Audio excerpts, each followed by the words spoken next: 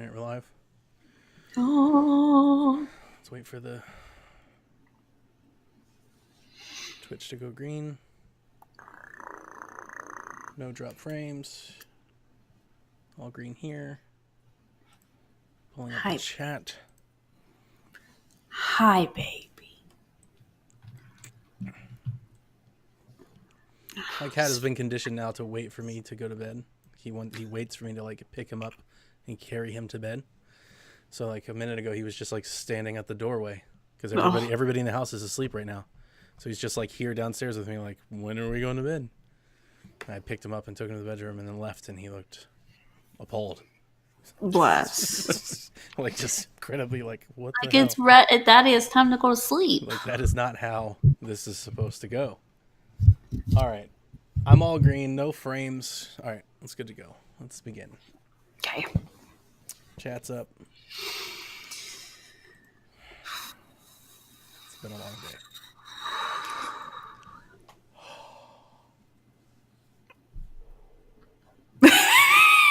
It just happened to take the minute.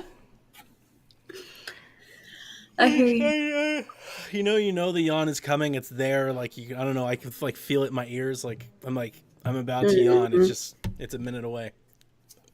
A minute away. You knew exactly how long it was going to be. The Shack is back. Greetings, Kooplings. My name is Donnie Reese, and welcome back to PSVG's Nintendo Shack, your weekly dose of Nintendo goodness and love. We do have another guest this week as the I think that's Caroline. Oh, that is. You heard the squeal. She's back. Hey guys, it's been a minute. My hair got a little bit longer, all that stuff. You have a beard? I live. Oh God, no. If that starts happening, then I'm going to be in the hospital for a bit. Yeah, I'm here. I'm taking a hacienda. What? I was trying to say a siesta from my hacienda. That didn't sound like anything like that. Okay. A break from my house to come back to the shack is what I was trying to get into. But I said hacienda before siesta, so I suck at Spanish. Sorry, guys. It's good to be back. And I came back for a momentous occasion. Yeah, you did. So good episode to come back. We were down Devin. I promised Devin, and we have no Devin. So hopefully we'll have Devin next week, and we can kind of kick this off. But we do have other guests here, all the way over from Bored with Video Games, Dice Tower approved. Kyle, welcome back to Nintendo Shack. Hey man, I'm really excited to be here. I'm trying to grow my hair as long as Caroline as well, so we're working on that. But I know that we're going to be talking about, a game on a handheld system. So I have my Vita with me. Nice. So I know we're going to be talking about, games on the best handheld that's out there. So I'm ready to talk about some Vita games. Let's do this, man. Lord have mercy. All right. So I announced it last week on our show with Patrick. This is Shack Returns to Hyrule, the inaugural, the first ever, the beginning of this return trip. We've been talking about it for weeks, often praised, often teased, all that jazz. That's what we're going to talk about. It's going to be part retrospective, part looking forward. And as I mentioned last week, the goal here is that we're going to continue to have this recurring segment every episode going through. I feel like we've basically infected most of PSVG. We've got Seth, we've got Josh, we've got Kyle, we've got Dev, we've got Jason, we've got Kevin. Like, they're all coming back. So maybe we can start just rotating like a PSVG person every week all the way through. But yeah, we also want to open up to our listeners. If you want to participate in Shack Returns to Hyrule, record your thoughts. It can be a question. It can be a frustration. Tell me an awesome thing that happened or something that you learned for the first time. If you're playing it for the first time or the third time, whatever it is, record your thoughts down on your phone. Do your little voice memo. I want it in audio. I'll take a written one. If you have a question you want to write in, obviously we'll take it. But I want an audio. We'll play it live over the show and we'll respond to it and react to it. It's a community event. That's what we're doing. It's like a week-long Let's Play. Speaking of Let's Play, all right, today's Wednesday. Shack drops Friday morning. Friday night, that evening, I want to do Shack Plays Breath of the Wild together. We're all going to hop on a Discord channel. We're going to open up a voice channel, and we can just hang out. No streaming, no Twitch, none of that. Not putting on for any chat folks or anything like that. It's just a hangout. Do you have to play Breath of the Wild? No, it's preferred. But if you just want to come hang out with us, we'd like it. And I'll see if I can do it Friday. So that's tonight. If you're listening to this, the day it came out, we're talking about tonight. Get in the Discord, psvg.blog/Discord. Join the Discord, go into the Return to Hyrule discussion channel, and we'll talk about it. This was actually Kaiju. Isaac brought this up. He's like, we should just hang out and play Breath of the Wild. And I got to tell you, I did this quite a bit with Jason the first time we played Breath of the Wild. It actually was a lot of fun. It's not a multiplayer game, but just talking about what you're doing while you're doing it and hanging out is kind of somewhat, it's really fun just doing that. So we'll hop on a party chat and we'll just hang out and we'll play Breath of the Wild together, talk about where we are and what we're doing. So that's what this episode is all about. It's all about returning to Hyrule, one of the greatest games of the generation, talking about it. And so there's no news. There's no news. There's no listener questions. There's none of that. Well, there is no news anyway, but if there was, it wasn't going to be here. So, that out of the way. Does anybody have any questions or comments before we begin? Let's thank our patrons a little bit just before. We can do that. We can do that. Thank you very much. Over there at patreon.com/PSVG, you can support the show like our producers do. Our Patreon producers, Coach Hulk, Edwin Callow, Devin Tyus, Kevin Austin, Chris M., Kyle Heyman,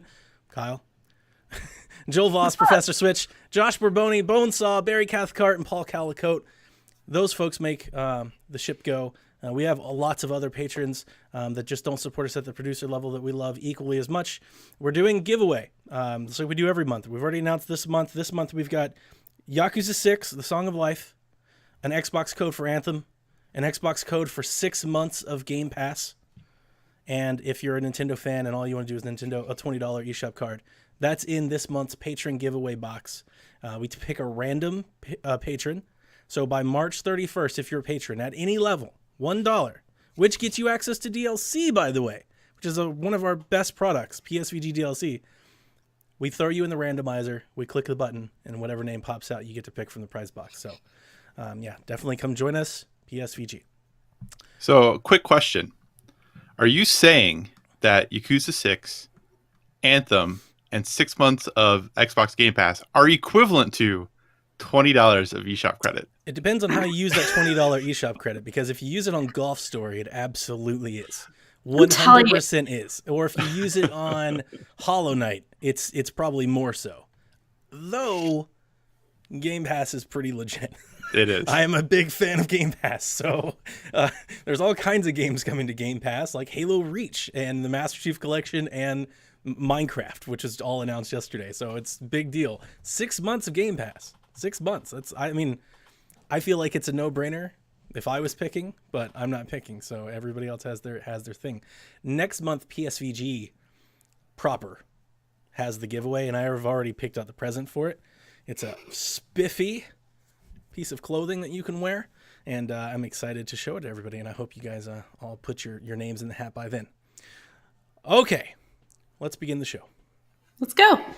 So since Devin isn't here, we won't go into this long Marvel tangent, but I do at least want to say the Return to Hyrule is this long-standing thing that's been, 18 months in the making? I feel like it's been a long time, but I'm terrible with time frames. It's definitely been since, late 2017. I remember this was in talks back during when Odyssey came out.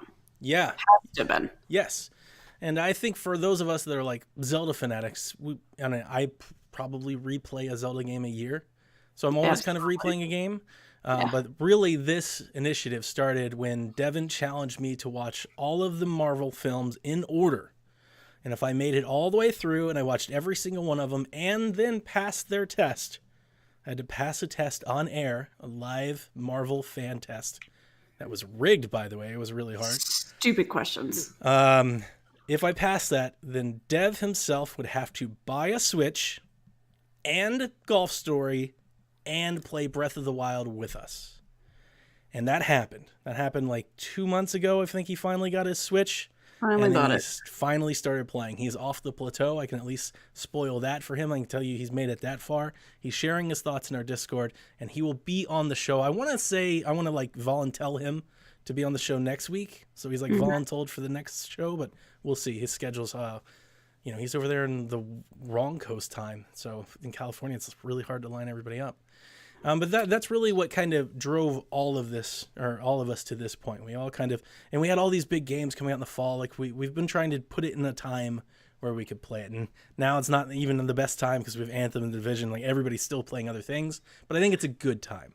Yeah, there's kind of some, at least there's downtime amongst us Nintendo folks. There's really kind of nothing That's true. going on. Yep, because we still want to have Yoshi for another 3 weeks. 2 weeks. 2 weeks on Friday, or as of this dropping, 2 weeks from today. Okay. So so that catches everybody up to speed with where we are and what we're doing, and that's it. So I want to cover some particulars, and then I wrote down some questions that I think will spur us into discussion, and we'll let it take us wherever we go. I'm not really beholden to my little agenda here. I've just written down some notes. But since we're returning to Hyrule, I at least want to cover like the historical perspective. So for retrospective, let's talk about this. Legend of Zelda Breath of the Wild came out March 3rd, 2017, aka the day Caroline and I basically became best friends. Yeah, the day before. The day before. Right.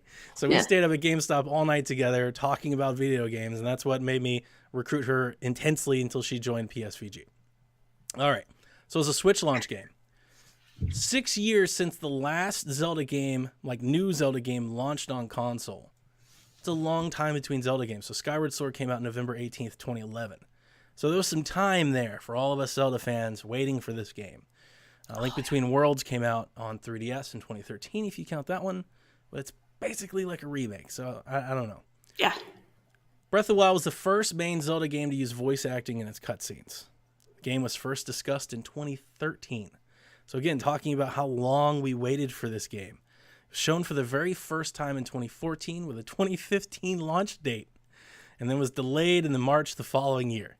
The game was unveiled as Breath of the Wild at E3 2016 and was playable on the show floor, and it was the very last game that Nintendo published on the Wii U. So I want to talk about Breath of the Wild, I want to talk about Zelda, but before we start talking about just this game, I just want to get a little particular on like everybody's experience with just the series, the franchise. And we don't have to cover every game we've ever played, but just kind of where it ranks and how much history you have, and really for our guests and our newcomers. Kyle, so I'll let you start. What's your connection with The Legend of Zelda? So for me, I am very much an old school Zelda player. I had Zelda and Zelda 2 on Nintendo, and then I also played, Link to the Past, which is still one of my, top favorite games of all time. I had Link's Awakening on Game Boy, but didn't get into it all that much, but had it. But at that point, that's kind of where I stopped with the series, because I kind of jumped ship and went to PlayStation and did some other things. I ended up playing like Ocarina of Time on 3DS and things like that later. But for the most part, for me, it was very much a big part of my early days of gaming, but not something I stuck with past the early 90s. Just not a series that, because I had moved on. I didn't play a ton of Nintendo things anymore. So for me, it's a lot of nostalgia when I hear Zelda and all of that. For me, it's a nostalgia trip right away. I don't think of it in the context of like current gaming very often. So you say you moved away, is it just a console choice, or like, so when Ocarina came out and when Wind Waker came out and Twilight Princess, did you ever feel the call to go back? Were you interested? Did you at least follow the news and the discussion of it, or did you just leave it in the past? I followed the news and stuff. I just was in the situation where my family could afford a console. Sure. So that's kind of just the situation we were in, and that we had gotten the PlayStation route, and that's kind of where we were at, and that's just kind of where we stuck. And then when I got into college, definitely had friends with N64s and all of that. So, but at that point, because I'm old, like in college, it was like, okay, we're going to get together. We're going to play GoldenEye. We're going to play Mario Party. Like, we're going to do those things. Like, that's what we did. There wasn't a lot of single player gaming happening when I was in college. So it was a lot of, all of us sitting around with an N64 and just hanging out together doing stuff. So cool. Caroline? As you can see, repping the shirt, repping the Breath of the Wild hat. Zelda's my favorite franchise, period. Bar none. Best Nintendo IP, in my opinion. I believe the first thing that I ever got into Zelda-wise was I was 8 years old and Ocarina of Time came out. And that game scared the crap out of me. And had such a profound impact on me that uh, around the time Ocarina had come out and Majora's Mask was coming out, I was renting Majora's Mask through Blockbuster and I owned Ocarina of Time, but I didn't get into obsessively getting every Zelda game until Wind Waker came out and you pre-ordered that gold case and you got Master Quest if you pre-ordered. That was the first time I've ever done a pre-order period. And the rest is history. I went back and played the first 4 games originally. Honestly, the first time that I ever actually had any sort of interaction with Zelda was on the Super Mario Brothers Super Show Legend of Zelda cartoon. So that was my first interaction with anything Zelda, and it's not exactly true to anything that the games are about. I own that full series on DVD, by the way. So yeah, if you guys don't know me, Zelda is my thing. I actually have been thinking about when I come back into streaming, not just doing this Breath of the Wild thing, but I want to play through every single Zelda console title from LOZ for the NES to present date. I want to 100% them all on stream.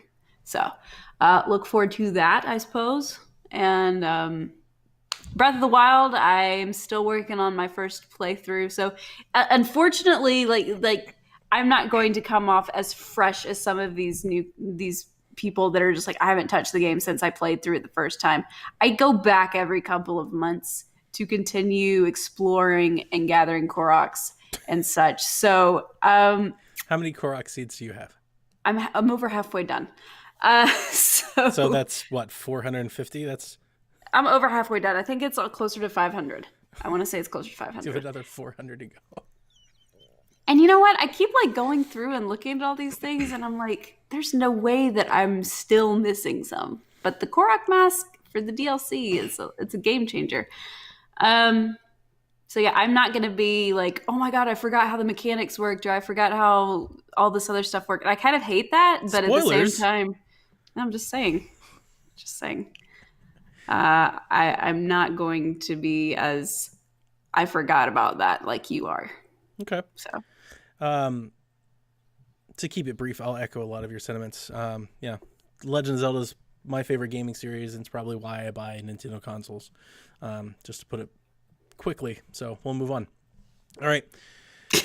I don't think we could really get into a good discussion and really start to peel away at this onion unless we kind of address the elephant in the room, and that is that my nemesis here, Kyle, and myself had quite the spirited discussions in Discord during the time of this game's release.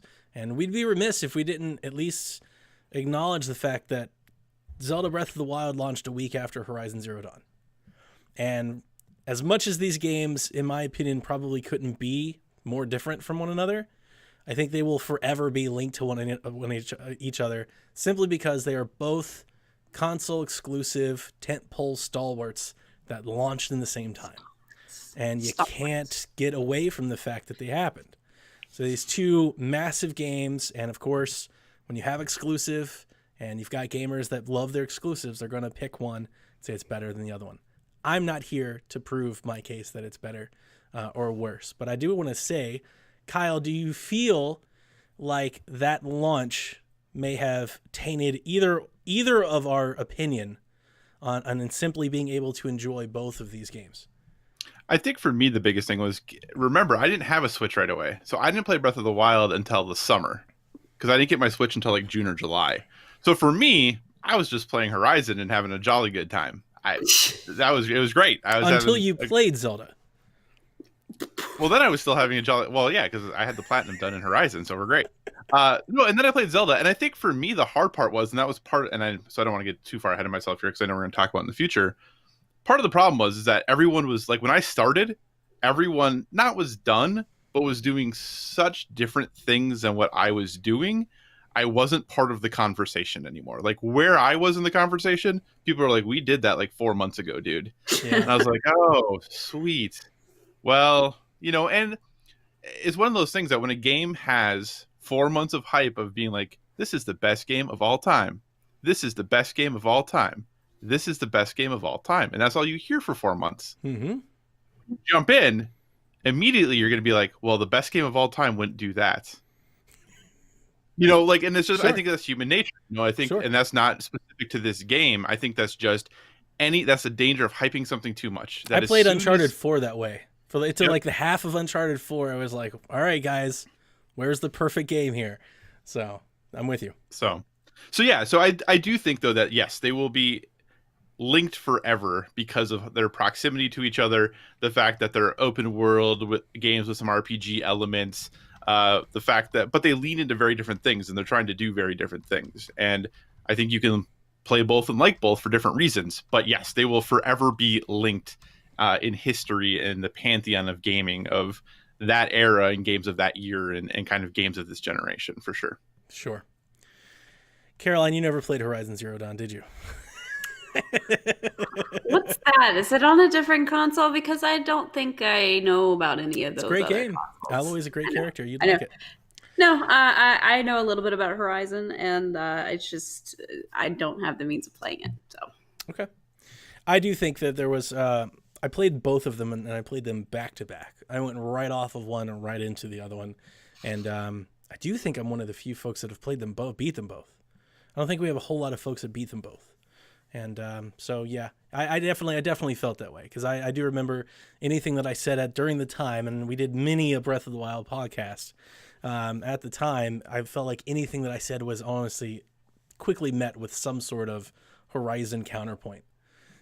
So that it was almost like it was inescapable, right? You talk about how pretty Breath of the Wild was, and they'd talk about the P's in Horizon, or you talk about, how, Horizon's, I don't know, combat is, and somebody would bring up Breath of the Wild or puzzles or something. Like it was honestly, you couldn't escape the two. And like I said, it is. I find it strange that we are that way because they are very different games. Very different games. While Horizon does have an open world that you can traverse, like the story and its mission structure are very linear for an open world game. And I played it basically as a campaign. There's just not, there's not like far-reaching side quests or branching things. There are things you can do, and I did them, to upgrade your weapons and whatnot. But basically, you kind of plot your way forward. It's not all that unlike an Uncharted or a Last of Us type of experience. Pretty similar, more like an Infamous, where you have like these big open areas you can do whatever you want in. But to get to the next area, you kind of need to go to the waypoint. And then where Breath of the Wild is literally just walk anywhere you want. And it's more in that nature of that kind of open world. You just kind of go off, and they kind of built like this one big mission area where you can just kind of do a bunch of different things inside of it. Having played Breath of the Wild twice now, I definitely remember that the first time I played Breath of the Wild, it felt humongous, massive. And the second time, it doesn't necessarily feel nearly as big because I know exactly where I'm going. same. Whereas I believe Horizon still feels very big to me, like bigger than Breath of the Wild, just in terms of how big I guess the world feels around me. And it might just be the enemy structures and things like that because, with the birds and everything else, like you definitely feel, somewhat trumped in that world, whereas Breath of the Wild kind of everything feels like they may be on equal playing terms, which I also think is a benefit to it. But yeah, I wanted to address that. I just wanted to get that out there. There was a lot of that back in the day, and I don't want to turn this into this. Kyle, I am not here to make you love Breath of the Wild. That's fine. That's what I'm doing. I am committed to that, but I am here to at least hopefully usher all of us into at least understanding why those of us that do love it so much, understanding why. So I wrote down some things about the game that I wanted to talk about, and at any point, if you guys want to branch off or go somewhere else, interject with me. But I wanted to talk about some of the changes that the Breath of the Wild brings to the series. If you listened to Board with Video Games and Josh's conversation from last week that I harped on the PSVG Prime show, it's very, very interesting that he took that approach. His response and commentary was, I get dropped into this game and I'm Link and I have no idea where to go, and I fell off the side of this cliff and I can't get to the bottom and I don't know how to get to the last shrine, and I did this, but apparently I did it the hard way. And he was very, very frustrated that he felt like the game was fighting him, and it was hard to understand what he was doing. And the entire time I was listening to it, I had just like the biggest grin on my face, because if you had went back in time and you had went back to 2015 when Breath of the Wild was shown, and when they did their Game Awards thing with was it Miyamoto and Onuma, right? It wasn't Iwata, right? It was Miyamoto. Was it Miyamoto? Miyamoto and Aonuma were the ones that were showing off the thing at the Game Awards. Yeah, It was exactly what they said then. Like almost to a T, they were like, we're not going to hold your hand. We're not going to tell you what to do. We're building this open world where you can do whatever you want. It was honestly, it was like the opposite of the box art. Like I almost wanted to hand him the box so he could sit there and read it, because he was just explaining like a completely different game, which is fine. But I think it's interesting that that's exactly what Nintendo fans were hoping for. Breath of the Wild hit on such a hard mark because for so long with Twilight Princess, Wind Waker, Skyward Sword, Link Between Worlds, even though like kind of started to bend away from it a little bit, but still you need the boomerang to hit the thing, to get into the dungeon, to beat the boss, you know, to get the next weapon that you need to get into the next one. It was all this very similar approach. They basically made very similar games for a decade. These games have not changed. They have really not innovated, and they changed art styles. They changed stories. They did a lot for the Zelda universe, but the game was basically the same until Breath of the Wild came. So with that being said, Caroline, what do you think about just Josh? I don't know. I'm not trying to make Josh the bad guy here. I'm literally think he brought up a great point. I'm just trying to showcase that. How do you think Breath of the Wild felt in terms of a refreshing new experience? I didn't feel like I was playing a Zelda game at first. Yeah. And that concerned me. I remember, you know, we went home from GameStop and I put my Switch on the charger for a little bit. I unboxed everything. I took photos. I was astounded with it. Donnie and I both got that Master Edition, you know. And I started playing it, and I think I got, like, before I went to sleep that night, it was like 4 a.m. when I finally fell asleep. Finally got to Kakariko, but I was kind of freaking out, and it was a mixture of not having enough sleep, my body wanting to stay awake and play this game, and not knowing what I was doing, and the fact that this was definitely something different, that I was like, this is not a Zelda game. I'm kind of concerned here. But the more I played it, the more I was like, that game definitely started getting me into my current phase of wanting to achieve everything in a game and 100% everything. So I think the fact that there was so much different to do that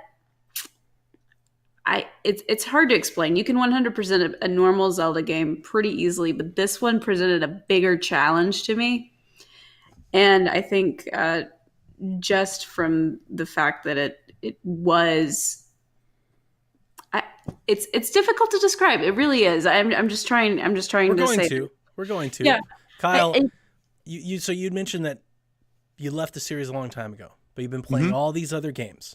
Now, the first time you played Breath of the Wild, you didn't play that long, but now you're off the plateau, right? No, I'm still on the plateau, but here's the interesting thing. Still hasn't left the plateau. I have probably put more time into the game this time than I did last time. Okay. And I still haven't left the plateau, because what I ran into last time, and I'm old, like I'm an old person. I like games being You're like, go to this place, do this thing, then go to this next place. I do too. Do this thing. I'm with you. Like, that's just what I like. And I think part of the frustration I had the first time was like, I don't know what the heck I'm supposed to be doing. I feel like I'm wasting my time all the time. Yep. So going into this one, I said, you know what? I'm just going to go wherever I feel like and do whatever I feel like in this case. And I'm not going to rush anything. I'm not going to push anything. If something looks cool over there, I'm going to see if I can get over there and see if I can find the cool thing. So I could get off the plateau now if I wanted to, but I haven't yet. That's kind of probably what I'm going to do after this. Gotcha. But I just have really kind of tried to embrace what everyone talks about when they talk about this game, because that's not how I tried to play it the first time.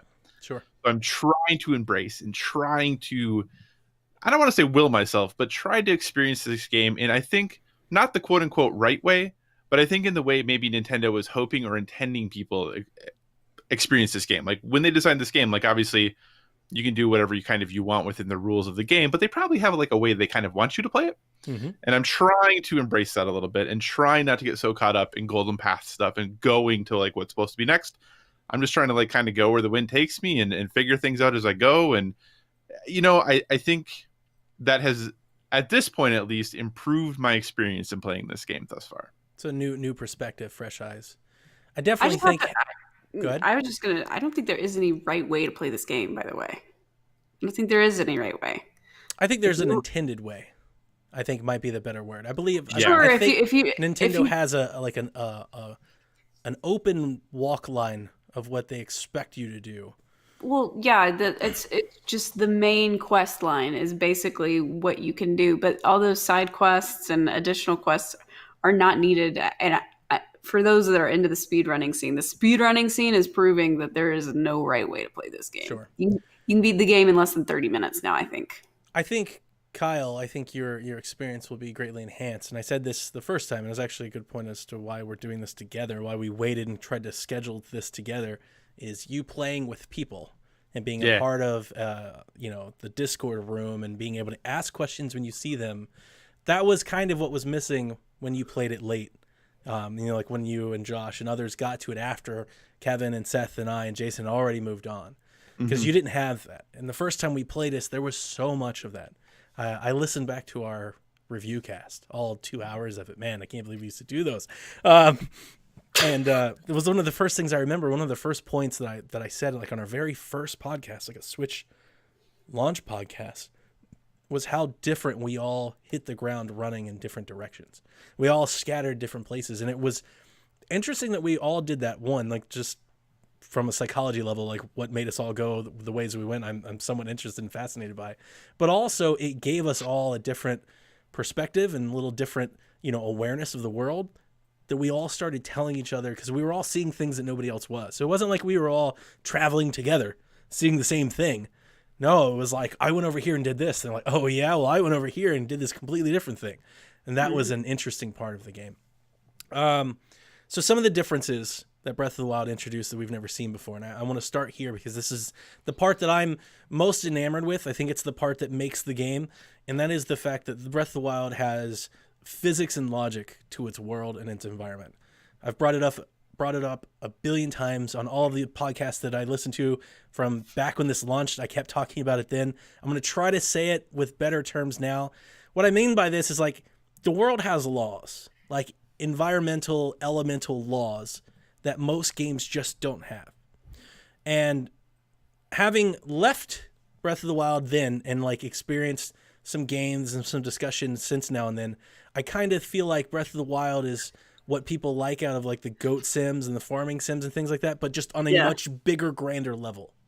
Because it gives you this world that has electricity, has gravity, has, magnetic fields, has elemental properties, climbing, the weather, wind, rain, and you can use all of these things to do your bidding in the world if you know how to apply them.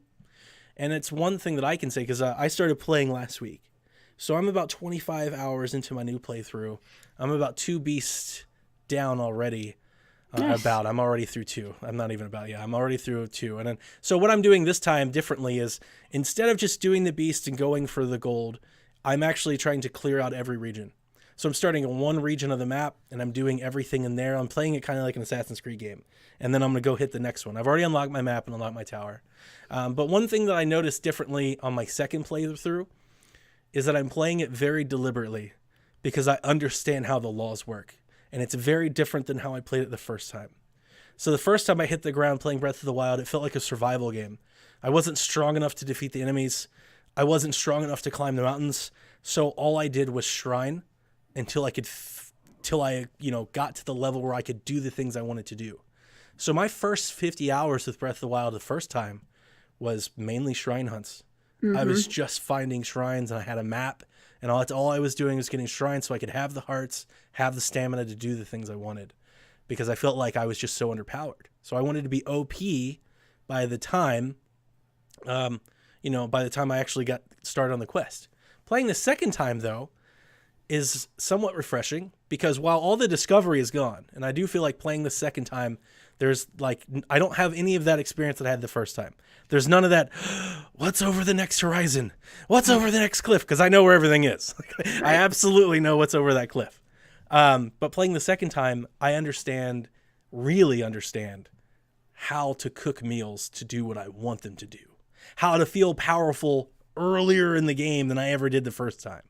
You know, how to walk into my first beast with 13 hearts because I know the temporary meal cooking, and with, you know, up attack power because I know how to build those meals. And like with the meal system and cooking all the ingredients and collecting all these things, and I'm going to bring it up here in a little bit, and Amiibo, you can really, really make yourself basically do whatever you want. Yeah. One of the things that I'll say is, although it's not a spoiler, but I'm going to tell folks what they can do if this is your first time playing or second time playing. But when you make your way to the Akala region and you go to the horse stable there's a dude that you can buy like a honey bun from. Just gives you an extra wheel of stamina.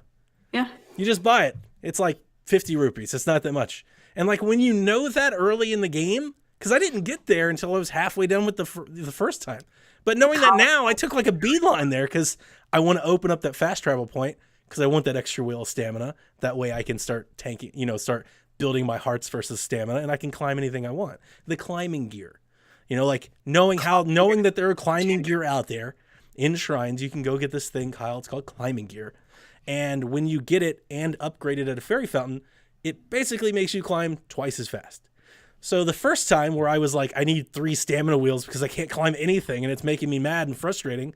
The second time I'm like, no, I don't. I just need the climbing gear and I'll climb just as fast as I want to. Yep. So things like that have really changed the way I'm experiencing the game. And even though it is different, and yes, Caroline, I never forget when I deleted my save file and started playing a new one. Like I threw my first sword and was pissed because I went to go what I thought was shooting an arrow, and I just threw my sword. So you just forgot the mechanics. I forgot the mechanics. I was like, man, and that's good. That's like the amount of time that you should replay a game. You shouldn't replay a game if you can pick up the controller and just go. Like, well, see, it's not far enough away. The most for me is I forget the buttons. Like I just forget. I think that like X button is to go back or something, and B button is to basically through flipping like arrow menus and stuff. Yeah, you know, yep. Between which arrows and bows you have. That's the main thing that I always have issues with. But for me, going into the physics and logic of this game made me really hate playing other games for a little bit. Just because I went from playing this game for quite some time to going straight into Xenoblade 2 when that came out in December. And those are very different games. I couldn't jump and scale a wall in Xenoblade 2. And that world is massive too. Very linear, obviously, and compared to Breath of the Wild, because it's not one big area. It's just. And they use certain walls and mountains to gate off areas of the world, just like every game since the history of games. Right. Yeah. And the fact that I couldn't climb walls was very difficult to get used to in that game. Not to mention that the menus were extremely daunting in the beginning. But at any rate, this game, if you are a big fan of RPGs, you may want to lower your expectations after you play Breath of the Wild, because it kind of gives you just all that liberty and freedom of doing whatever you want, going wherever you want to go, that everything else kind of just seems like a McDonald's burger compared to like a gourmet burger. At least that was my going one there to back to the next is what I'm talking about. Physics in this game are ridiculous, especially when you get that stasis. Stasis, man, it's the way to do it. Get on something. I challenge you guys to get on something. Hit it really quick with your spinny attack. Stasis it, where you get the red arrow as fast as it goes. Jump on the item.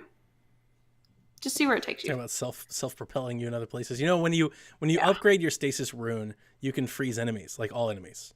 Yes. So when you're fighting the Lynels, Guardians, it comes in handy real well. Imperative. Yeah. To fighting Linus. If you can't dodge in perfect timing like Jason, use stasis. There's stasis for the rest of us. You can wait for them to charge, just freeze them, get your hits in, and just slidely move out of the way.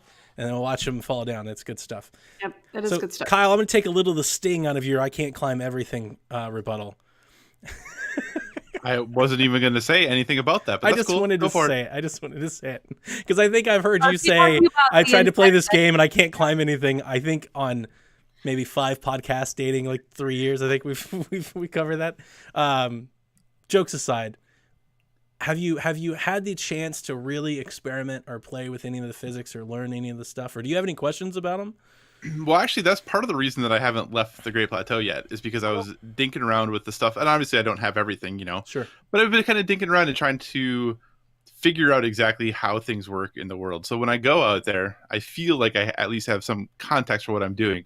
I mean, I really like fishing with bombs. Like, how cool is that, right? Yep. I think the big thing for me is that in some ways, and obviously I'm not very far from a story perspective and all that good stuff, the world seems like the best character in the game, right? Like the world is a character. And there are other games that have done this, but in different ways, right? Like in BioShock, like the world is almost a character in those games. Yeah. And that I really feel like that when you're playing this game, it is learning who this character is, how this character works, like what is this character about? And I think, as someone who likes being told where to go and what to do and likes to have things designed for me, because I don't think I'm very creative, I enjoy that in other games. So I'm trying to now embrace figuring things out on my own in this game. And so far it's been fun. I definitely am not pulling off sick stunt moves like other people are, but I am enjoying the act of discovery and trying to figure out, what exactly does this world all hold for me and what can I do, to maybe play this game in different ways than what tends to look at things very straightforward. Like, what are different or unique things that I can do that might be beneficial to me down the road, and trying to kind of learn that stuff now. So hopefully I can apply it more when I go out into the bigger, grander world. I'm wondering, once you hit the ground, how much that'll improve that logic. Because kind of the things, the game's not going to like put the waypoints on your map, because you climbing the towers gives you the ability to put the waypoints on the map. So once you get off the plateau and get down there and start getting into some shrines, start getting some things, you might, that might open up a little bit for you. Especially as you start to collect other items. Caroline's talking about the stasis rune and being able to blast it off. Or when you get the, I don't know, it's like the balloons. Crinus? No, the balloons. Oh, the octo balloons. Yeah, Those the are octo balloons that you get, and you can attach them to anything and like send them flying. You can hop on You them and literally fly in just other drop places. these balloons Yeah, on things. They lift them into the air. What up, Metal Gear? Yes. Similarly, yes. Except you can then get on them and ride them anywhere and start like That does sound fun. blow them. You can blow them fun. with a leaf. My You can favorite. you can my put them favorite on your one is, enemies and send them off into the sky. People have figured out how to get these carts that are in the mine trains shafts and stuff. Mm-hmm. And they grab the magnesis rune, and I think it's a matter of also using magnesis and stasis at the same time. So you do that thing where you're launching the cart and you jump in the cart, and I think you use magnesis on the cart while you're in the cart flying through the air, and you are literally able to pilot this makeshift aircraft. Yeah. It's phenomenal. And like the things you can do with boats and the rafts, and yes. The GIF game is strong with Breath of the Wild, which is where, when you were explaining to me like Goat Simulator, right? And I've seen these other like physics-based games. It's like Breath of the Wild has taken that, but actually built like a big open world real video game out of it. True. And not like just like a physics engine you can play with. There's like 10 physics engines you can play with in Breath of the Wild. You can mix and match and put them all together, and it really changes things. It's pretty impressive. Kyle, I told the anecdote, I believe on Shaq. I'm not sure if you caught it, but I played Shadow of the Tomb Raider, and there was this puzzle I was trying to solve where you had to like drain the oil into the channel and then light the thing on fire. Mm-hmm. And I just wanted to shoot it with an arrow that was on fire, and it wouldn't work, right? And I was like, this is the Breath of the Wild effect. Is that in Breath of the Wild you can just cheese shrines. If you really understand the logic, you can just make your own pillar and make your own like pulley mechanism and launch yourself over gates and just do whatever you want. The only one that I know, like the motion shrine puzzles are the worst, right? The ones you got to move your controller and everything. Mm-hmm. Yeah. And then the first one that I came across, and I believe it's one of the early ones, if you like make your way to Kakariko and Atino early, is like that maze. And the easiest way to beat it is to literally just flip it over. Yeah. Because you can flip the entire maze on its back and it's just flat. So the ball lands on the maze and you just kick it over to the thing. And you don't have to do anything that Nintendo wanted you to do. And I think that Or did they want you to do that? Or exactly. But I think one of the things that I'm constantly in like astonishment of is that we have all of these resources and options from the early part of the game. And even with all of my knowledge and insights and the education I've gotten from gifts, internet, and tactics, and seeing what everybody can do with it, I still don't feel like I'm like a master of this game. It still doesn't feel broken. I can't just do whatever I want to do. It's so broken. It takes a lot of preparation. You just need to watch speedrunners and what they break everything. You're talking about people that that glitch through wall. I'm not talking about that. I'm talking like I never feel like I'm such an OP that I can just walk around and just like wave my hand and rid myself of everybody. It's very balanced for the amount of things that it's got in it. From a puzzle design, from a level design, and from a combat and just in, assets design. Yeah. It's pretty awesome stuff. The next bullet point obviously is the open world. This is a first for a Zelda game. The Zelda Skyrim was the thing on forums and message boards for years, and then they kind of delivered in this one. The only thing that I want to say about the open world is that the first time I hit the ground and I went to the Zora Land, and then I went to the desert, and then I went to the mountain, and then I went to the Rito. And we did a review cast where I talked to Bobby, the Nintendo guru, and he mentioned that he did the Rito first. And he was like, I never invested all of my shrines into stamina because I did the Rito first and I had that jump mechanic. And at the time, I remember he said that, and I was like, I really wish I did that because I did it last. So by the time I got the jump mechanic, I could already climb everything that I wanted to do. So I didn't use it as much. So this time I made a conscious effort to go to the Rito Land first. And I do feel like I feel a little bit more powerful early in the game than I should. Being able to just fly up at any point is a very valuable skill in Zelda. And if I'm encouraging, if you're playing this the second time or the first time, if you're asking which path to take, I would encourage you to go to the Rito Land first and get that. That should be your first beast because you will use that for just basic traversal. Because while I definitely don't feel like the game is the biggest world I've ever seen, it is misleading. You look at that map, you look at a tower, you'll put a plot down and you'll see it. You'll even see it. You're like, it's right over there. I'll just walk there. 25 minutes later, you keep walking. You're like, geez, how far away is it? It kind of catches up on you pretty fast. So that's all I wanted to say about the open world. Do you guys have anything? I just think it's interesting that you said that because we're doing back and talking about what Nintendo intended you to do. I feel like they kind of intended you to go to the Ruto area. Varuto is the beast. The Zora area first. Just because it's in the middle and it's actually closest to Kakariko and the plateau. And for some reason, I feel like I was on my way somewhere and I ran into Sidon and did that whole thing. So you definitely have a lot of Zoras that point you in that way as you start to get over there, yeah. So I think a lot of people did Ruto first, or Varuta. I believe I did the Rito area last, which is kind of weird. Yeah. As for open world, I think I kind of touched on that stuff though, just about it was daunting at first and it didn't feel like a Zelda game. But now if a Zelda game goes back to the old formula, I might be a little bit disappointed. Yeah, you would. Yes, you would be. Now, it actually to piggyback off of this, since Kyle hasn't left the plateau yet, I do want to say this. Not that I would ever expect you or Josh or anybody else to play, like an old system or buy a system for a game. But if Nintendo releases a Wind Waker or a Twilight Princess or a Skyward Sword on the Switch, I'd be very interested to hear you guys play it and hear what you say about those. Because I'd honestly want to know, like, if it matched up. Like, if you played this game and you're like, I have no idea what I'm supposed to do and I don't know where to go, and you play those and you're like, oh my god, I wish they'd stop telling me where to go, because they literally tell you where to go the entire time. So I wonder if, like, you're just, like, needing a balance in between there. Kyle would absolutely love Skyward Sword because it is completely linear. There's nothing you can do to get around from it. It's like playing a campaign game. It's just like an Uncharted. It's like, here's the thing, go get the thing. What's next cutscene? Go to the next area, do it again. I don't dislike Skyward Sword. It's probably my second favorite Zelda behind Breath of the Wild. But okay, is it objectively not the second? So she said favorite. Second favorite. True. Just a bad favorite. It's a bad choice.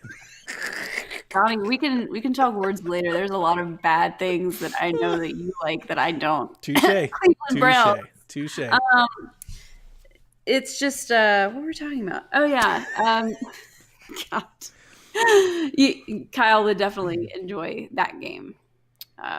Yep. But going back, if it were made today after Breath of the Wild has already come out, I don't think I could play it. Or I would play it. It's just I don't think I could play it and respect it after what they've done with Breath of the Wild. So yeah, hopefully all eyes on E3, right? See whatever we got cooking up for next year. Some of the other things I talk about: the equipment, the abilities, the runes, cooking Korok seeds. We've kind of covered this. This is all like brand new for the series. Zelda has always had equipment sets, armor sets, the hook shot, the boomerang. These are things we've come to know. One of the things that a lot of people loved making memes about is the fact that your weapons break in this game. There is no weapon outside of the Master Sword, and even the Master Sword has its own drawbacks that you can just use forever. Every weapon breaks in the game. And some people like it and some people don't. I don't know if anybody like truly likes it. Some people just don't think it's that big of a deal. That's where I would fall in. Yeah. Same. I find so many weapons. I think once you start playing and kind of understand it, you just start throwing weapons away. You get to the point you can't pick them up anymore. I have my slots completely filled out from Hestu. Of course you do. You have 500 Korok seeds. Yeah, so I still pick up too much. It's annoying. So, but between the runes and the cooking, it's like a whole different mechanic. Because one of the things I want to talk about, if you recall the review cycle for this game, one thing that was mentioned more than once was like, it's the Dark Souls of Zelda game, which I feel like on the podcast circuit became like a meme of it's the Dark Souls of anything, right? But I really feel like that became with Breath of the Wild. Everybody talked about how hard it was. And there is definitely a learning period. If you just fall in the world and start doing whatever you want, you're going to get hammered. If you go to the central tower, the moment you hit the ground, it's not going to go well for you.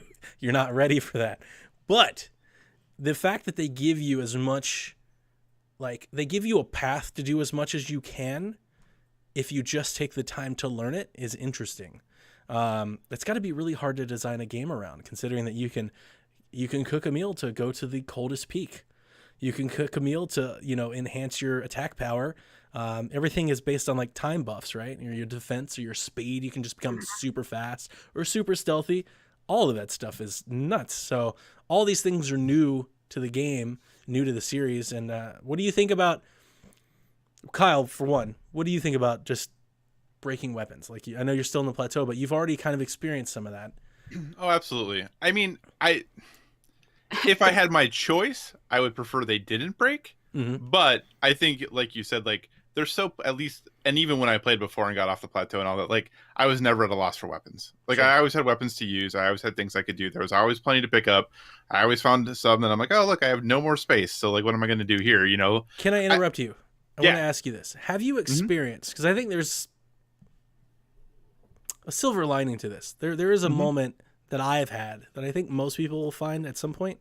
Have you experienced a time where you tried to fight somebody and ran out of weapons, or you didn't have enough weapons, so you started to like steal their weapons, or they get to the point where they just like start throwing rocks at you and you start finding branches? Like there is a kind of a tense, like an anxiety that comes that you just start getting very creative.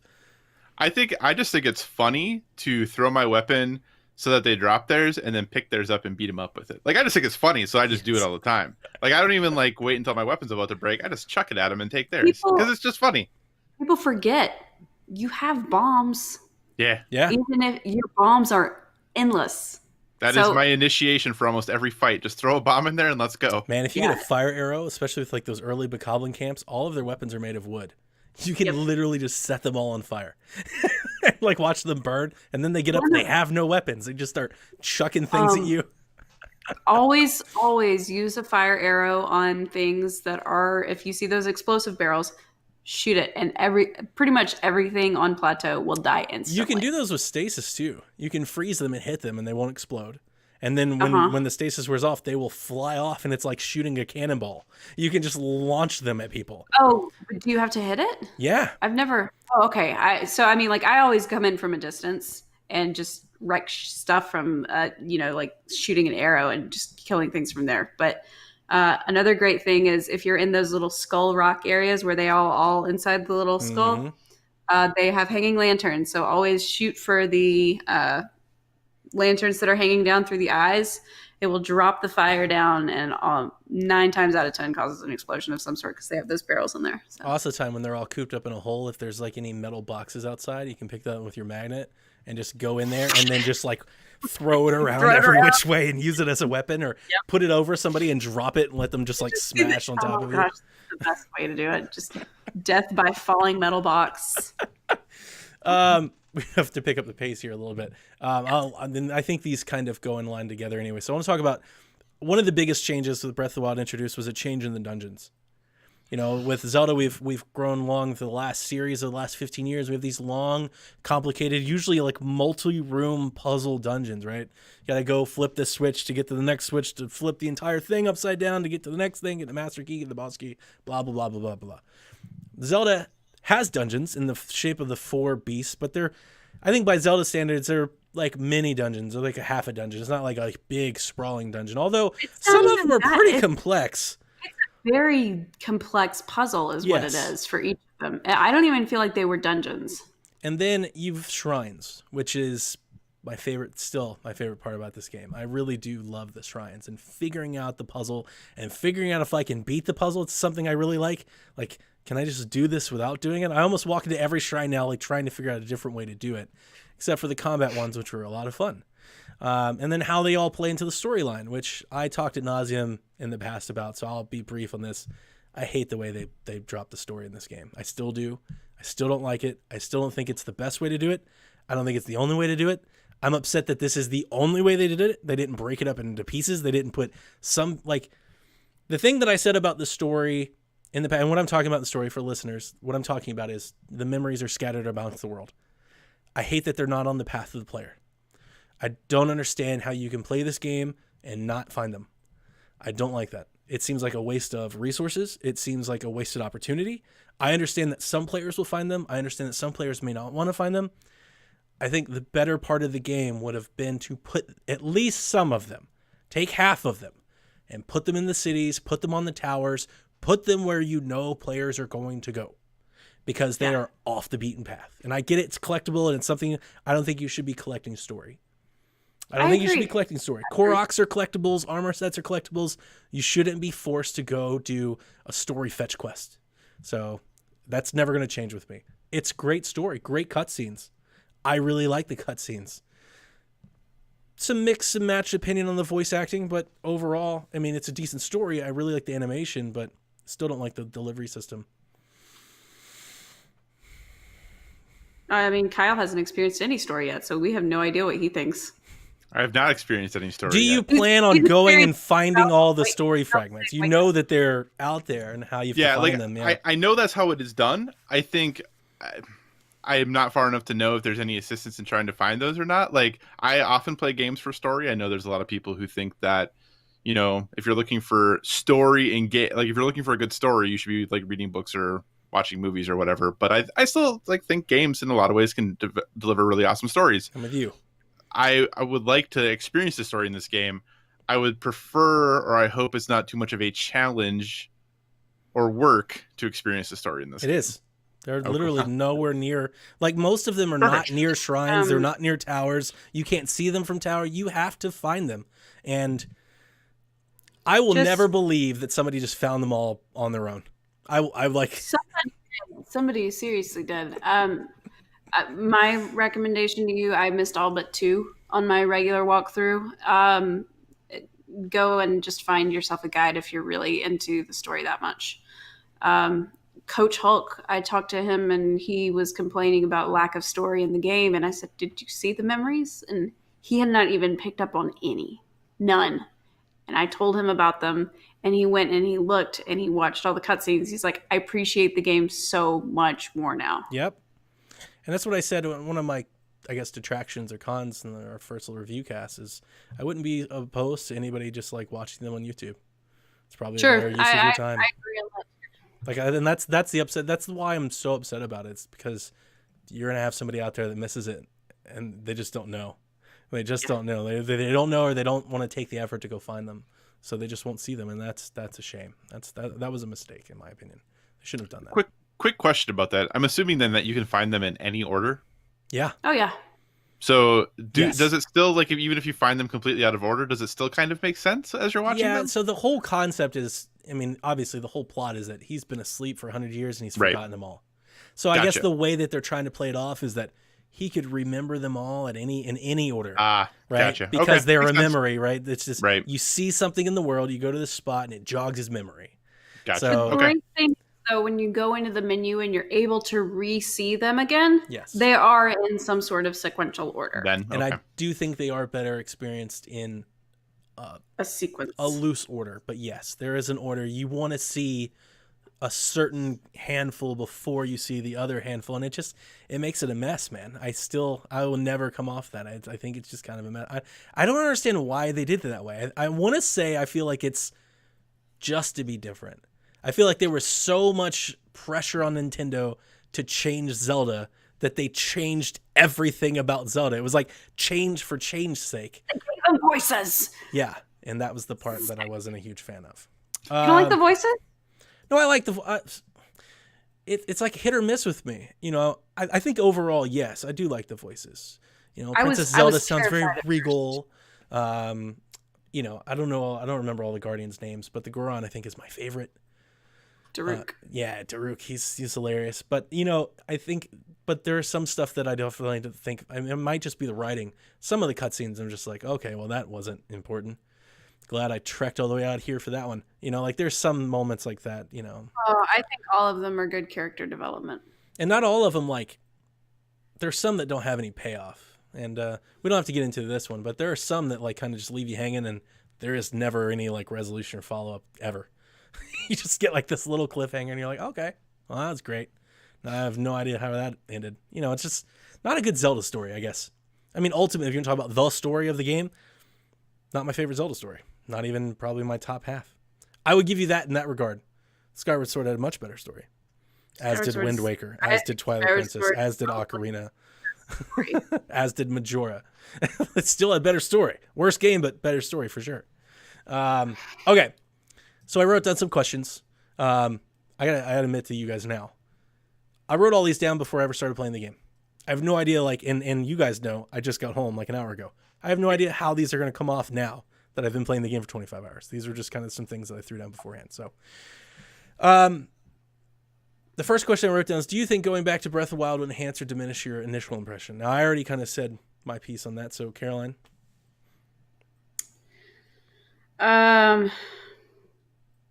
Jeez. Because I'm still always going back to my first playthrough. I am going to make a completely different account, by the way, in order to play this fresh. Why don't you just save, back up your save and just restore it later? No. Okay. I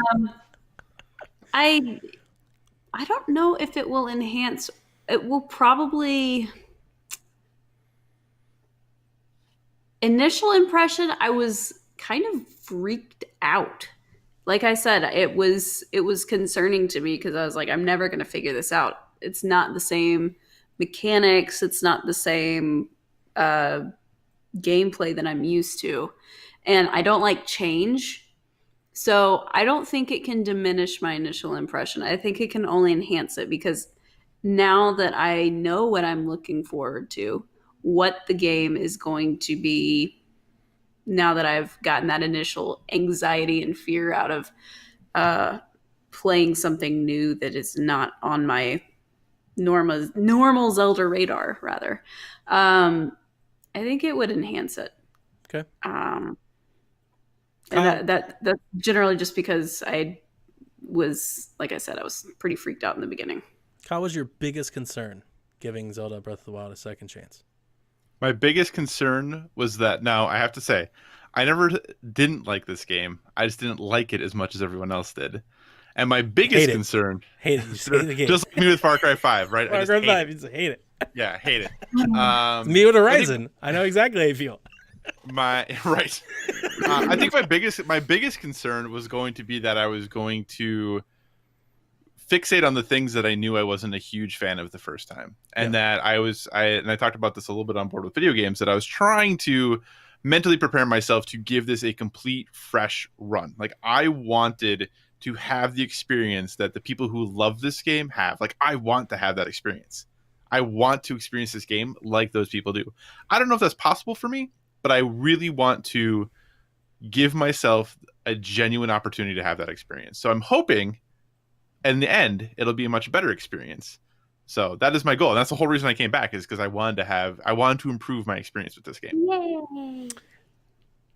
The only way that I think you can have that experience is that you're in the game, you come across an obstacle, that you feel you have all these tools at your disposal, and you tactically like use all of the world to accomplish whatever it is you're wanting to do. Climb a mountain, take out a base. It doesn't have to be combat related, but you're eventually, once you get the understanding of everything and you get your bearings, you will come across an obstacle that you're like, I can do this way or that way or this way. And it'll just be a matter of you deducing which way you want to do it. When you do that and you become successful at it, I think that's when you have that experience and you go, man, I can really do whatever I want with, a meal here or this or that or this weapon. You can really go and do whatever you want. I think that might be that aha moment. I've already talked about what I plan on doing differently than the first time I played. I will say that I did grab the Majora Mask. For those of you who have the DLC, I grabbed the Majora Mask. It's right off the Great Plateau when you drop down the first time. It's not that far away. And Majora's Mask, if you buy the DLC, Kyle, is in a chest in the game. You can put it on and walk by most of the basic enemies in the game. They just think you're a bad dude. Yep. And it really kind of changes things greatly, because the first time I played, there were times where I tried to fly around them, or I took the long way around them if I didn't think I could take them. If there was like a white bokoblin or something I was scared of, or I didn't have, meals or anything on me, like I was scared of losing progress. So I would do all these things about not doing it. Now it's like, if you don't want to deal with it, if you don't want to be encumbered, if you're on your way to somewhere and they're in the way, you can just throw that thing on and run right through. Or if you want to get real sneaky, you can put it on and just like go rob the chest and then run away. Like there's all kinds of like fun stuff you can do with it. Kind of breaks the game a little bit, but is definitely a recommended at least experience on a second playthrough. Do you have any grand ideas on what you're going to do different on this second go around?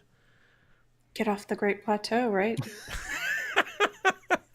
I got off last time. I had horses and everything. I do love horses last time. Yeah. Start. I have a whole stable of horses. Mm-hmm. All 5. I do want to collect all the shrines. I started myself a little chart. I have a little Google Doc where I'm keeping track of them. I never did all of them last time. I did 100, and it got to the point where it would have taken too much work for me to sit down and cross, examine a map to a spreadsheet to figure out which ones I was missing. So I never did them all. So this time I'm doing them all as I go through. Feel about the Korok seeds. Yeah, I know that sounds miserable. I haven't looked at the map yet, but I think I've got both the deluxe edition guide and the smaller collector's guide, and both of them have a map. So one of them I'm going to take out and mark up, figure out which ones are there, which ones are not there. 900 of them. Eventually. I do have a question I just thought of. Yeah. Okay. It's a very simple question, but it's one of the things that bothers me when I play. When I go into what's that? Does it suck? No. When I go into a shrine and when I exit a shrine, you know how they always have like the little intro thing and then the little. Can I just skip that every time? Okay. Yeah. I didn't know if anything ever changed with those, because I was like, what if something changes? I don't want to skip it if something changes. No, but sometimes, and you may never need this, but sometimes the title of the shrine will give you a hint to what you need to do. Okay. So you may miss that. But outside of that, no, I skip it too. You hit X. I just keep hitting X until I get through. I'm right there with you. I think that comes up after the cutscene, though. After the elevator descends. Yeah, you walk off, then the shrine name comes up, and there's usually a little something, a little hint on what you need to do. One of the other things I wanted to do with my second playthrough is I started Terry Town as I started the game. So the first time I played it, I didn't do Terry Town until after I'd already beaten the game. And it kind of feels like you miss everything when you do that. Kyle, you have any idea what I'm talking about with Terry Town? No clue. All right. So, Shackers, if you're listening, Terry Town, when you get to Hateno, right? Hateno Village, you get to Hateno Village, there is a construction company working on a house. and they will sell you this house for a certain amount of resources that you have to go farm, and you're probably not going to have it the first time you go.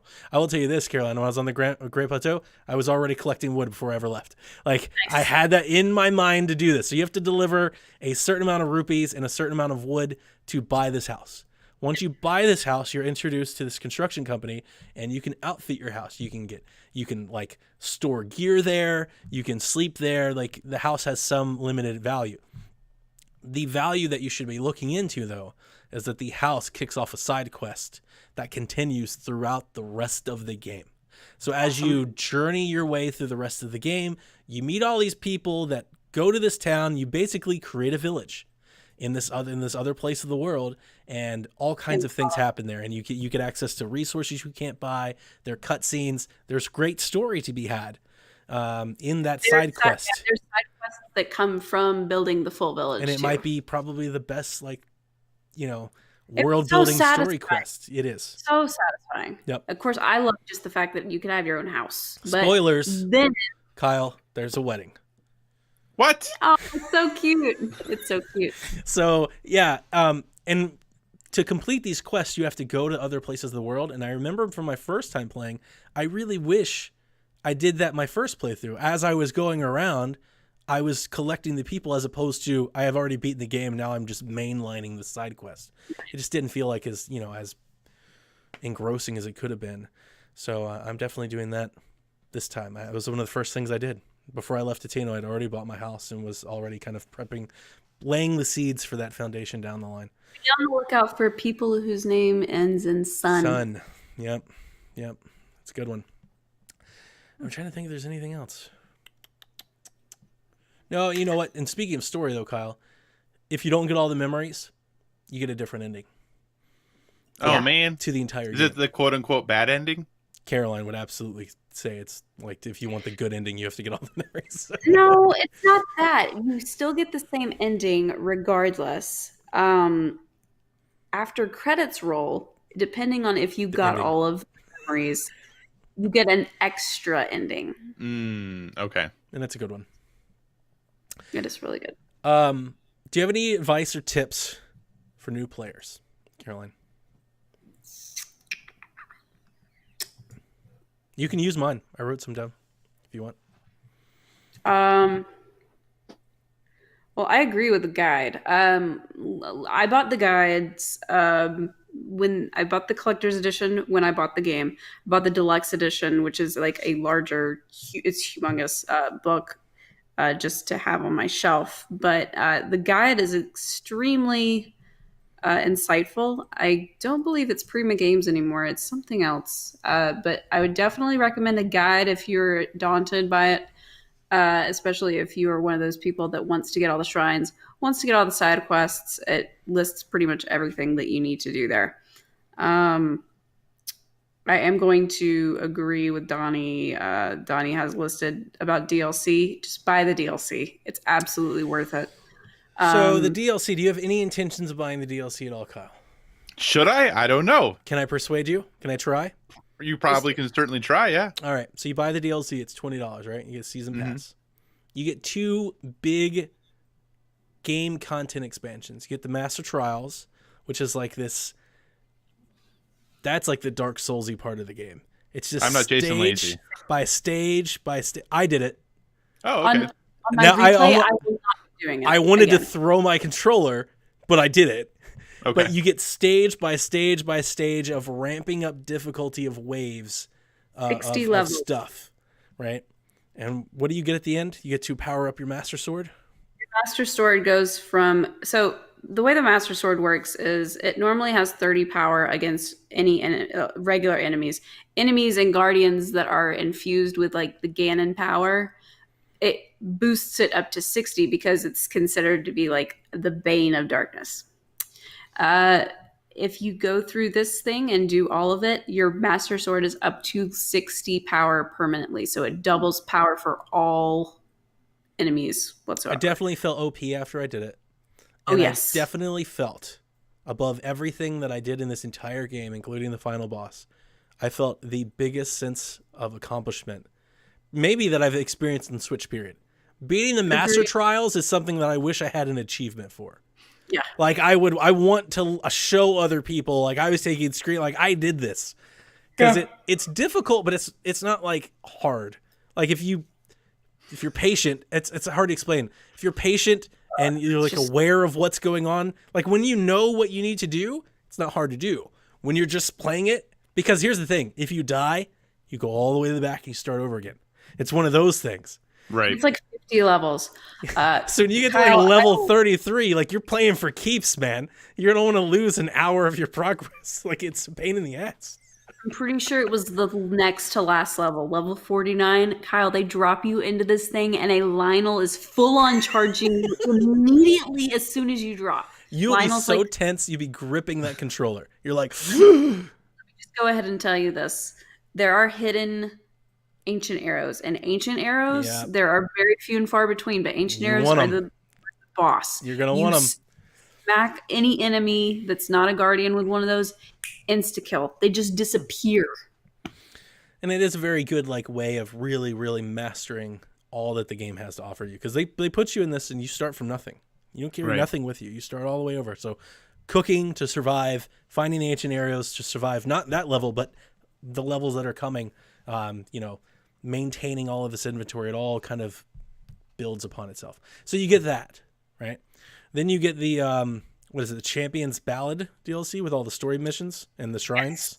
Yes. Where every champion has its own little cutscene, so you get more story cutscene content. And at the very end, you get to face off with one of the, what are they called? Sheikah? Yeah, one of the Sheikah, the folks that are in the, in every shrine. And you get a motorcycle, which is pretty cool. Talk about game breaking.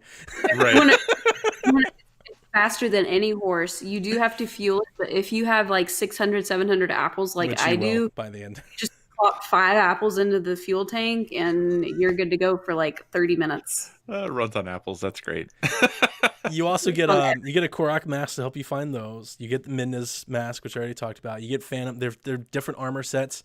Actually, if you bought it, if you pre-ordered it on the Great Plateau, you get a Switch shirt. You just get this red Nintendo Switch shirt so you can dress Link up like in a Switch. There are all these little things that are hidden around from buying the DLC. So it's only $20. Get a lot of game content. But if you're never going to finish the game, I can't say that I recommend it. But if you really get into it and you really like it, it's just worth it. Beating the Master Trials is something. It's like I recommend it, but I don't know if I do it again. Like I don't know how to explain something like that. It's like I love it, but I don't want to do it ever again. That's why I'm not getting rid of this playthrough because I've already done it. Again, makes sense. We have cloud saves. It doesn't make sense. You literally go into your system and hit the cloud button, and it's saved forever. It doesn't make sense. It makes no sense. She's like terrified of the cloud. Trying to be supportive. She's so scared of this cloud save. I'm just gonna make another account. She's make a whole other account for a save file. I know it's not hard. It's just weird. All right. So yeah, the other thing that I would talk about. So I did play the first time with a guide. I do think it was very helpful. There's tons of resources online by now. And I want to shout out. There's a painter at all these like little stables. His name's Picago. Mm-hmm. You can show him your little tablet, your rune thing, and he'll tell you where the memories are. So there is like if you never talk to him, you won't know. But if you show him the picture, he will tell you exactly. He'll go, that is over here by the mountain on the southeast side. Like he'll tell you exactly where to go to find that memory. That's the way you find the memories, by the way. You get your Sheikah slate. I never talked to him the first playthrough, ever. What? All right, so when you go to Kakariko and you go to visit Impa's sister, she gives you the photo thing. Mm-hmm. And turns out there's a whole bunch of photos already on your Sheikah slate. Those photos are the pictures around the world that you go to, and that's where the memory spots are. Yep. So it's not like just wandering around willy-nilly and find this light patch. It's like, what the heck is this? And you like have this epiphany remembering stuff. He's in mostly like around cities and towns. I think he's at every stable. And stables, you're right. I want to say he's at every stable. So anywhere you are, like he's around. But here's the thing, because he's a painter, he's not out when it's raining. So he goes inside when it rains. Yeah, like everything in the game makes sense. There's all kinds of side quests and stuff you can't do in the rain, or you can't do at night because they're sleeping. Like all that stuff is there. So be aware of that. But yeah, if you walk up to him, he'll tell you exactly where to go. I never did on the first try. I didn't know that until after I whined about the story and somebody told me. So the other thing that I would recommend, even though I know for a fact Kyle will not do this, is use Amiibo. I don't think I've ever played a game with a more rewarding haul for having bought Amiibo than Zelda Breath of the Wild. It's worth buying the Amiibo cards if you're never going to own Amiibo. This game is worth buying those. I don't support pay to win. I'm sorry. Pay to win. So, Wolf Link Companion is absolutely You get to amazing. run around with a dog. That's totally I know. Kyle's. If you'll remember, I actually had the Wolf Link amiibo, and I sent it to Kevin, if I recall. What the heck? Kevin, send it back. Because I didn't have my Switch at the time yet, but Kevin did. So I believe if I recall, I sent it to him. And you never powered it up, though, and that's why he's constantly whining about how his dog has no hearts. Every time we bring it up, Kyle's like, Kevin. It only has 4 hearts. I'm like, that's Right, so the way that the hearts work, for people that don't know, if you own Twilight Princess HD, and if you did the Cave of, it's not the Cave of Ordeals, not that one. Cave of Shadows is the name of this extra dungeon in Twilight Princess HD, and it's 50 floors like Cave of Ordeals. But if you finished Cave of Ordeals on the 50th floor and you got your Wolf Link amiibo, and if you had unlocked all 20 hearts on there through the main game, you have up to 20 hearts on your Wolf Link amiibo if you tap the save in once you beat Cave of Shadows. Or you buy the amiibo card. It's like $4. It's already done for you. You just have all of it. Just buy the amiibo card. Just buy the amiibo card. You can get Zelda Breath of the Wild amiibo cards for like $15 on Newegg, and they have all of them. Here's the thing. You get to scan them every day. Every time you scan one, it drops a pile of fruit and berries and other things to collect. You get a chest. Basically, everyone gives you a chest. And if you have the Guardians, you get exclusive armor sets that help you swim faster, help you climb faster. So it's not pay to win, it's pay to finish faster. And it's just very good. And yeah, running around with Wolf Link is dope. Like, it's just, it makes the game a little bit more fun. Fight for you. He'll and he's good. I do want a dog. I mean, yeah, he'll run and attack and just like kill things for you, and you grab the meat and you can cook. It's great. There are dogs at all the stables, but you cannot pet them. Yeah. You can give them food, though. You can give them food, and they will show you things. Mm-hmm. And I might just quit this game now. Then they can roll over, and you can they can do that if you spin really fast. They'll spin, so they like mimic you, but you cannot pet them. Why would they not? It's a mistake. Con. It is a mistake. Huge con. That right there makes that game not a 10. The biggest mistake is there's no cats in this game. No, that is a correct decision. Kyle. Just kidding. I'm just kidding. I'm trying to. I was gonna look here. Caroline, do you want to take Iwata? Yes. So Mount Satori. First off, say who Iwata is for those that don't know. For those of you guys who don't know, Satoru Iwata. People that don't know, Kyle, like there are people that have no idea who Satoru Iwata is. Satoru Iwata passed away in 2015. Yeah. Has it been almost 4 years now? He was the man at Nintendo. Got his start at HAL Laboratories, came up through there as a game developer, and made his way up to the man at Nintendo of Japan. Yep. When he passed, that was in the middle of Breath of the Wild's development. And when this game came out, people noticed that there was an NPC that looked very similar to Iwata. He had the same glasses. He had the same haircut. His name is Botrick or something like that. So he gives you clues to like, hey, there's a mountain over here where this Lord of, God, I can't remember the name of the horse. There's this crazy Satori? mount. I don't know. I think it's called Satori Mountain, and then there's a Lord over the mountain. Lord of the Mountain, that's what it's called. It's basically a horse, but it's got the face of a bloopy, which is this creepy rabbit owl hybrid. And there's bloopies all over this mountain, only when there's like an aurora borealis, like a green thing on certain nights or certain times of day. And you go on the mountain, and that's when the Lord of the Mountain is there.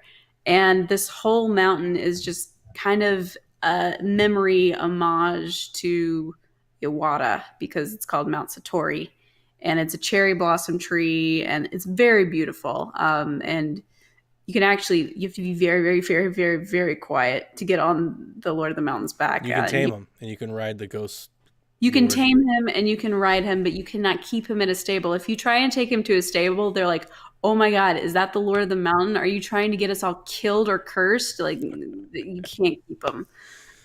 But it's a nice kind of memory to Iwata that's in the game. This all came up like the cherry blossom, like orchard tree thing in Japanese culture is all about like the cycle of life and all that. Yep. Yeah. Yes, So it's very meaningful. Sakura trees. Yeah, very nice. I think that's it for me. You gotta do Eventide Island. You gotta do that. It's like a little mini master trial. It's another one of those things where you start from ground zero and you I told the longest story, by the way, on our very first like Breath of the Wild podcast about how I found Eventide Island very early in the game, and I cooked as much as I could to get there because I just wanted to go to that island, and how I played this game for like 6 hours trying to just beat that island like very early in the game. I went and did those other 2 beasts, went back and walked right through it, and I was like, this is not the same. There was something about me wanting to accomplish what the game was not telling me I could accomplish at the time that really made it. Died on like the second, like as soon as I died once, I was like, okay, I get it. I'll come back. Again. No. I beat it on the second time. Oh, okay. Most people are like, okay, I'll come back for you later. I don't have that in me. I think that's why I've never really done the Metroid thing. It's like, okay, I'll come back. I'm like, no, I don't want to come back. I want to do this now. So anyway, that's an hour and 25 minutes on Breath of the Wild. Return to Hyrule. We're playing. If you're hearing this today, we're going to try to play tonight. We'll see if I can wrangle enough people together. We're going to hang out and March the 15th for those of you guys that are wondering a date. Are you going to be unpacked by then? Can you play? Can you pull your Switch out and hang on the Discord with us? I'll pull the Switch out and hang on Discord, but carpet's getting installed in the game room on Monday. Oh, poor you. I have to sit on the non-carpeted floor. No, I'm just going to sit in here. Oh, okay. I'm in the living room now. We're going to get a cribs tour of Caro's new McMansion. I'm tearing carpet out and putting new down. Talk about PSVG like get together. I know where the spot is. Caro's place. No kidding, right? I've got a lot to do to it. NES gray. I've got the light gray carpet coming in, and the walls are going to be the darker gray. Did you just like refer to your carpet as a video game color? Donnie, that's a new one for me. Okay. That's the whole point of the game room. It's NES colors. The carpet's going in as NES gray. The light gray. Not dark gray. NES gray. I've matched my colors up. I know what I'm doing. Fun episode, guys. Fun show. Is that carpet going to start to like yellow after a while? Or how's it going to go? Question. That's the Super Nintendo. I didn't make that mistake. Okay, just check it. That'd be interesting carpet though. SNES. That would. It goes beige after. Okay, yeah. Not even beige. That thing went straight like yellow. Yeah. Kyle, for those that listen to Shaq every week but may not listen to your other podcasts, go ahead and plug it. Yeah, so we have a nice little podcast, Bored with Video Games, where we talk about both board games and video games. And so we would love if you give us a listen, and we try to talk about both pretty evenly. Some weeks slant a little more one way or the other, but in general, we try to cover both. Yeah, Sean Capri. You can find us on Twitter at BoredWithVG, Instagram BoredWithVG as well. And we'd love for you to give us a shot and give us a listen. We'd really appreciate it. That's right. So, Caroline, you got anything? Just pray for me while I get this house set up.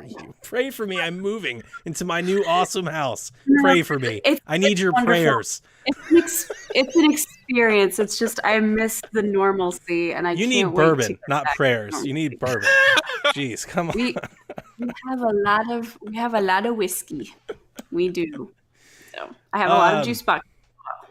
All right, Checkers. Like I said before, I'm going to leave you with this. If you want to play Breath of the Wild with us and you want to return to Hyrule, send us your screenshots, record an audio clip, send us something. We want to try to make my goal is I would love if we had 5 people have something like on one episode of Shack. That'd be really cool if we had 5 like audio questions or memories or stories or anything that came through. Keep them brief. Kaiju, don't send me 28 minutes of you on Breath of the Wild. There's only one person in Shack that goes for 28 minutes, and that's me. All right, so yeah, but I'm looking forward to it, and yeah, we'll return next week. We'll have a guest. I'm gonna tell Devin he's on the show, or Seth or something. We'll have somebody else. We'll do more Hyrule, and we'll do news. We're trying to get back to normal next week. So anyway, thank you for joining us. Good night, Koopalings.